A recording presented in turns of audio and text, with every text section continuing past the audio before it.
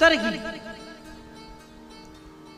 जब परम ब्रह्म परम पिता परमात्मा साकार रूप में धरा में आते हैं, धरा पर इस धरती पर नाना प्रकार की लीलाएं करते हैं, उन लीलाओं को भक्तों के साथ की गई परमात्मा की चर्चाओं को श्रीमद् भागवत महापुराण में संग्रहित किया गया है। उन्हीं श्रीमद् भागवत महापुराण को हम आप सभी सप्ताह पर्यंत श्रवण करने जाएंगे। भगवान श्री कृष्ण की विशेषतः लीलाओं का वर्णन श्रीमद् भागवत महापुराण में आता है। आप जब श्रीमद् भागवत महापुराण के जो मुख्य ग्रंथ है, मूल मात्र ग्रंथ, उसको खोलें तो सबसे पहले विनियोग आता है। श्रीमद् भागवत महापुराण मंत्र है। जिस प्रकार जब हम पूजन करते हैं तो प्रत्येक मंत्र का विनियोग बोला जाता है। विनियोग मतलब विनियोग मतलब मंत्र का परिचय, अर्थात इस मंत्र के दृष्टा कौन है। बोले प्रत्येक मंत्र के नाना प्रकार के भिन्न भिन्न दृष्टा होते हैं, जिन्हें मुनि कहा जाता है। बाल मनोरमाकार अपनी टीका में लिखते हैं, मंतारः वेद शास्त्रार्थ तत्वावगंतारो मुनयः। जो मनन करते हैं और ना भी केवल वेद शास्त्रों को जानते हैं, अपितु वेद शास्त्रार्थ तत्वावगंतारः, वेद शास्त्र के जो तत्व, उनका उन तत्वों का भी जो अर्थ, उस तत्वार्थ को अपने जीवन में चरितार्थ करने वाले आचार्यों को मुनि कहा जाता है। ते मुनयः न तु जटाजूट धारिणः मुनयः अपितु वेदादि शास्त्राणाम ये पालनम कुर्वन्ति ते भवन्ति मुनयः।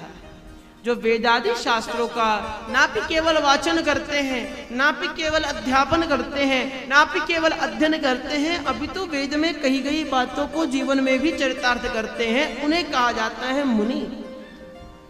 तो प्रत्येक मंत्र के दृष्टा एक मुनि होते हैं, उस मंत्र का प्रधान देवता होते हैं, उस मंत्र का छंद होता है।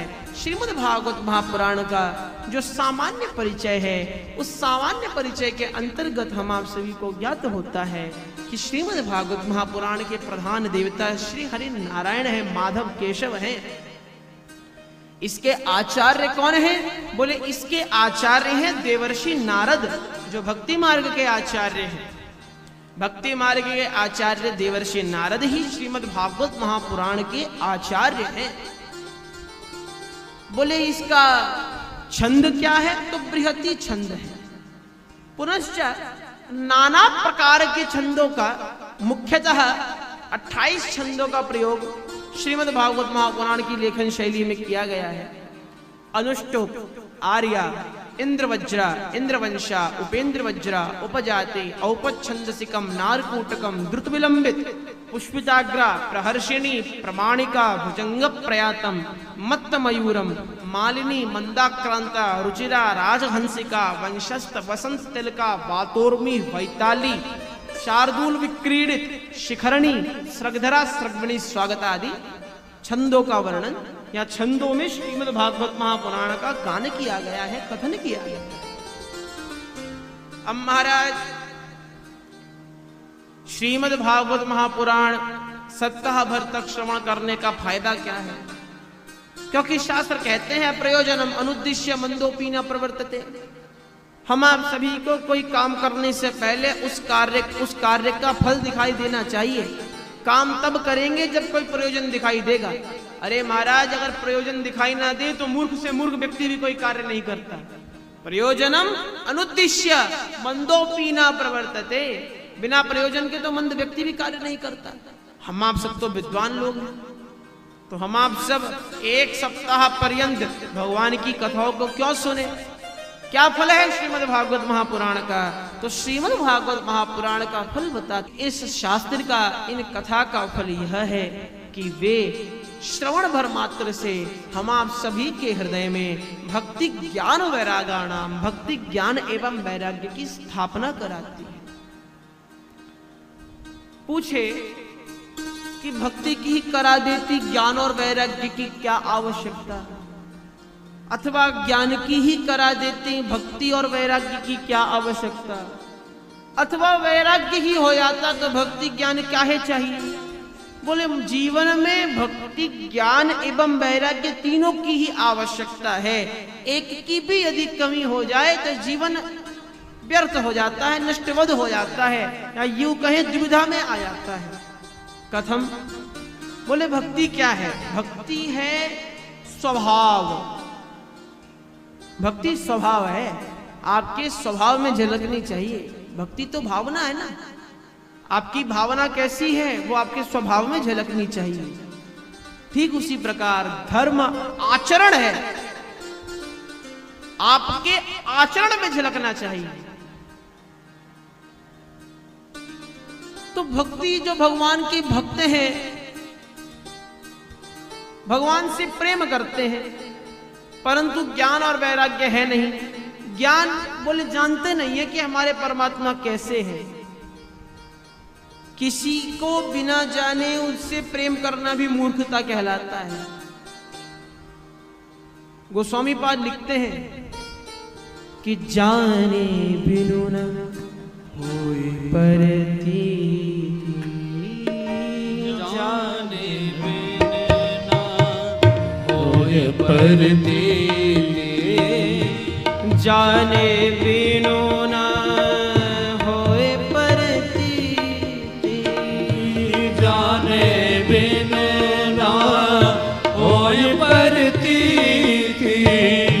बिनु परतीति हो नहीं प्रीति, बिन परतीति होए नहीं प्रीति, प्रीति बिना नहीं भगति दृढ़ाई, प्रीति बिना नहीं भगति दृढ़ाई, भगति दृढ़ाई, भगति दृढ़ाई, भगति दृढ़ाई, भगति दृढ़ाई, प्रीति बिना नहीं भगति दृढ़ाई, प्रीति बिना नहीं भगति दृढ़ाई, जिमि खगपति जल के चिकना,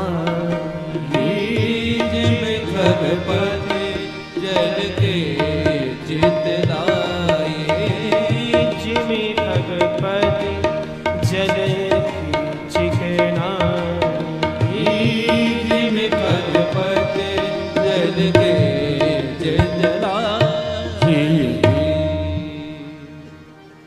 जब तक हम किसी को जानेंगे नहीं तो उसके प्रति प्रेम कैसे हो सकता है। जाने बिनु न होए परतीति, बिनु परतीति होए नहीं प्रीति। किसी को जाने बिना उससे प्रेम करना बड़ा कठिन है। और जब तक भक्ति में प्रेम नहीं, प्रीति बिना नहीं भगति दृढ़ाई, भक्ति दृढ़ नहीं होती है। बिना प्रेम की भक्ति बेकार। बोले कैसे बेकार?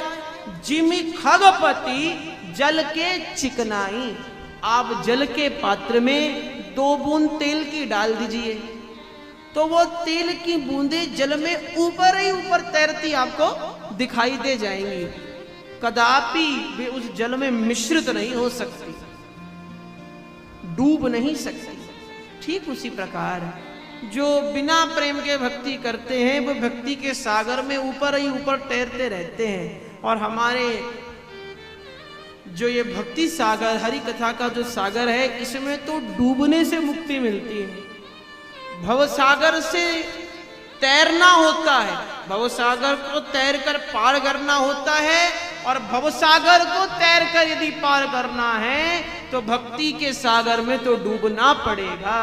बिना भक्ति के सागर में डूबे हुए भव सागर से आपको कोई नहीं तैर कर पार करा सकता। तो परमात्मा को जानने के लिए ज्ञान का होना भी अतीव आवश्यक है। अच्छा महाराज, तो वैराग्य क्यों चाहिए? बोले बहुत बड़े भक्त होने के पश्चात भी परमात्मा को जानते भी हैं, परमात्मा के वास्तविक तत्वों से परिचित भी हैं, भक्त भी हैं, परंतु अपने संबंधी जनों के प्रेम में अटके हुए हैं, प्रेमियों से लिपटे हुए हैं, मोह है अभी हृदय में, तो वो भक्ति और ज्ञान भी किसी कार्य का नहीं यदि वैराग्य आपके पास न हो। तो भक्ति, ज्ञान एवं वैराग्य तीनों होंगे तभी जाकर जीवात्मा का कल्याण होता है। कहते हैं केवल ज्ञान ही ज्ञान हो जाए, भक्ति और वैराग्य ना हो तो? बोले ज्ञान ही ज्ञान हो जाए, केवल परमात्मा को जानने लग जाए तो परमात्मा के प्रति वह ज्ञान भी केवल जानकारी बनकर रह जाएगा, ज्ञान नहीं रहेगा। हम आप सब जानते हर किसी को है, प्रेम किसी किसी से करते हैं, जानते तो न जाने कितने लोगों को है, यहां तक कि पशु पक्षियों को भी जानते हैं, महाराज ये भिन्न पक्षी है, ये भिन्न पशु है। इस प्रकार नाना प्रकार के पशु पक्षियों को भी हम आप सब जानते हैं, परंतु क्या उन पशु पक्षियों से प्रेम करते हैं क्या? बोले दया और वात्सल्य आ सकता है परंतु प्रेम नहीं हो सकता। दया किसे कहते हैं? करुणा किसे कहते हैं? तो हीनत्व नाशाय या भावना सा दया। किसी की दीनता पर, लाचारी पर, हमारे मन में जो किसी की दीनता को या लाचारी को देखकर भाव उत्पन्न होता है उसे दया कहते हैं। तो व्यक्ति विशेष पर, पशु विशेष पर, पक्षी विशेष पर दया और वात्सल्य का भाव आ सकता है, प्रेम नहीं हो सकता।